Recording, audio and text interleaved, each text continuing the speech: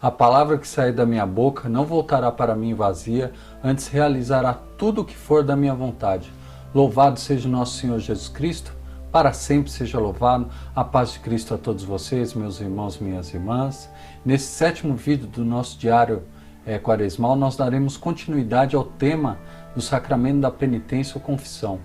Eu gostaria de avisar vocês que eu decidi dividir mais uma vez esse tema por ser extenso, por ser importante. Então amanhã nós faremos a preparação para a confissão.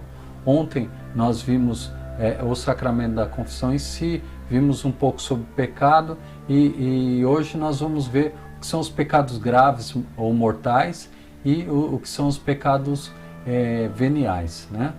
Os pecados graves ou mortais, o catecismo fala que para ele ser um pecado mortal, nós precisamos de 3 condições para que isso aconteça. A primeira é ser de matéria grave, eu vou explicar já. Outra, requer que a pessoa tenha pleno conhecimento. E a terceira, que a pessoa tenha um pleno consentimento. Então, vamos primeiro ver o que é matéria grave. Matéria grave é tudo aquilo que vai contra os 10 mandamentos. Então, quais são os 10 mandamentos?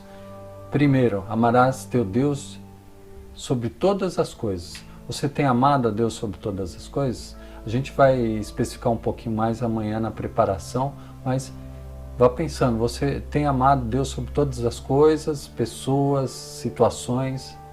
Pensa bem. Segundo, não pronunciar o nome santo de Deus em vão.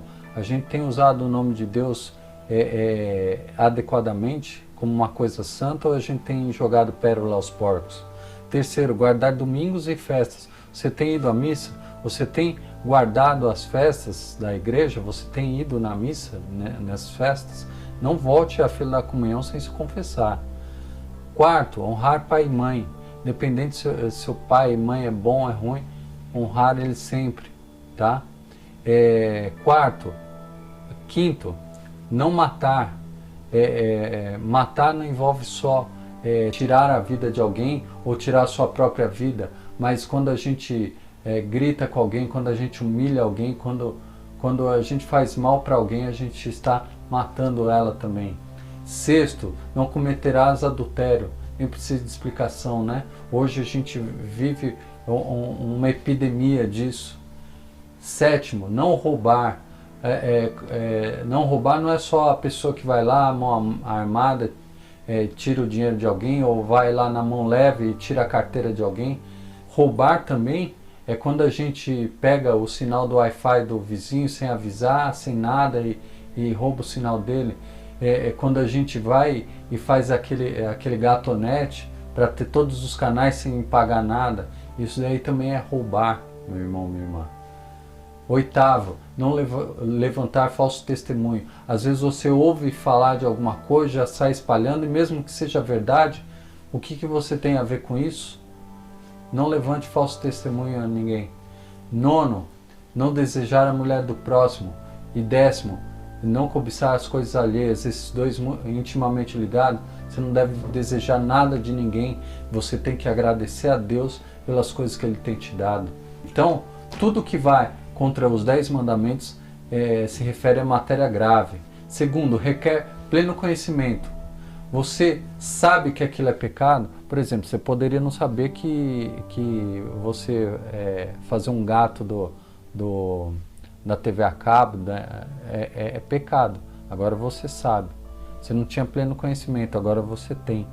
Então, meu irmão, minha irmã, a gente precisa saber que aquilo é pecado. Se você sabe que é pecado, já é matéria grave. Terceiro, requer pleno consentimento. Você não queria fazer aquilo, você foi obrigado, você não tinha pleno consentimento. Então, mesmo sendo de matéria grave e você tendo conhecimento que aquilo é pecado, como você foi obrigado, você não tinha pleno consentimento. Então, isso não seria um pecado grave, né? Agora, o que pode interferir nisso, né? Nessas três condições? A ignorância. Existe 2 tipos de ignorância: a ignorância invencível e e a ignorância afetada. A invencível, o que que é? Uma pessoa que não tem nenhuma formação a respeito de moral, nenhuma formação moral e intelectual a respeito desse pecado, e ela não tem condições, possibilidade de adquirir, de conhecer isso. Então, ela tem uma ignorância invencível, ou seja, ela não pode ser culpada desse pecado grave.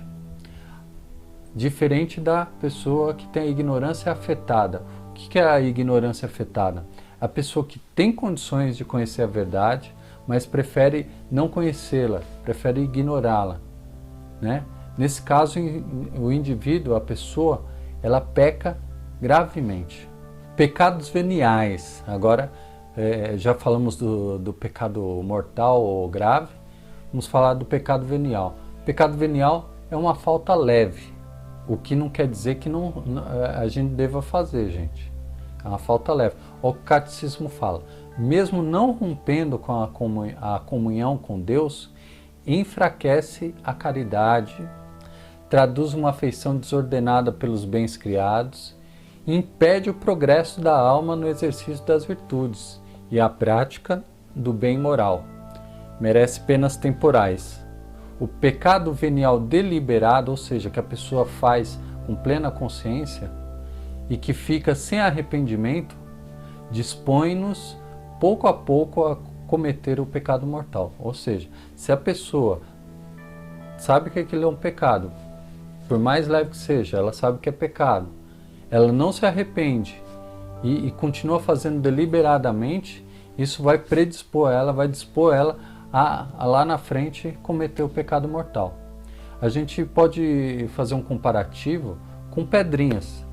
Uma pedrinha, ela não ocupa muito espaço nessa sala, por exemplo. Agora, se eu pegar milhões de pedrinhas do mesmo tamanho, vai encher essa sala toda. Então, não junte lixo no seu coração. O pecado venial, ele não deve ser confessado, mas a gente se livra do pecado venial através do ato penitencial na missa. Então, na hora da missa, faça realmente um exame de consciência, não faça daquilo uma rotina. Pense mesmo, faça uma reflexão da sua semana, entregue a Deus, naquele momento do ato penitencial, os seus pecados, para que você possa ser perdoado desses pecados veniais. Amanhã eu vou fazer um vídeo com a preparação da confissão, que a gente vai fazer passo a passo, tudo o necessário para a gente ter uma consciência dos nossos pecados e poder confessá-la ao sacerdote. E eu quero concluir com você agora, meditando as leituras do dia de hoje. Lá na primeira leitura fala o seguinte: assim a palavra que sair da minha boca não voltará para mim vazia, antes realizará tudo o que for de minha vontade e produzirá os efeitos que pretendi ao enviá-la. Ou seja, às vezes as pessoas recebem promessas de Deus, mas acabam desanimando porque acham que essas promessas estão demorando demais. Mas olha o que fala essa palavra: nenhuma palavra da boca de Deus vai voltar vazia. Antes realizará tudo o que for da vontade dele e produzirá os efeitos que pretendia. Ou seja, Deus tem uma vontade, tem um plano para você que é no tempo dele e vai se realizar e vai produzir os efeitos que ele pretende. Às vezes não é aquilo que a gente espera, mas é aquilo que ele quer para a nossa vida, e ele sempre quer o melhor, ele nos ama, né? No Salmo fala que todas as vezes que o busquei, ele me ouviu, e de todos os temores ele me livrou. Ou seja, essa é a confiança que a gente precisa ter para esperar as promessas de Deus. A gente tem que buscar ele a todo momento e saber que ele nos ouve, ter a certeza que ele nos ouve, e que nenhum temor vai nos atropelar. Ele vai nos livrar de todos. Lá no Evangelho, Jesus fala que a gente não deve multiplicar muito as nossas palavras durante a oração, e ensina a oração mais perfeita que existe, que é o Pai Nosso. E no final ele dá um puxão de orelha na gente e bota uma condição, né? Se nós perdoarmos aos homens, se nós perdoarmos o nosso irmão, o vosso Pai que está no céu também vos perdoará. Mas se você não perdoar, o Pai do céu também não vai perdoar você. É uma condicional. Ele não está falando, talvez eu te perdoe se você não perdoar. Não. A gente tem que perdoar o nosso irmão para ser perdoado por Deus. Da mesma forma que a palavra fala que é impossível a gente dizer que ama a Deus e não ama o irmão. É uma relação entre Deus, nós e os nossos irmãos. Nós precisamos estar em harmonia nessas três relações. Amém? Se você gostou desse vídeo, dá um curtir. Se você tem sugestões de conteúdo, escreve aí. Se você não gostou de alguma coisa, escreve também. Se você tem uma pergunta, faça a pergunta, eu posso responder num próximo vídeo. Eu já tenho algumas perguntas que eu posso colocar nos próximos vídeos.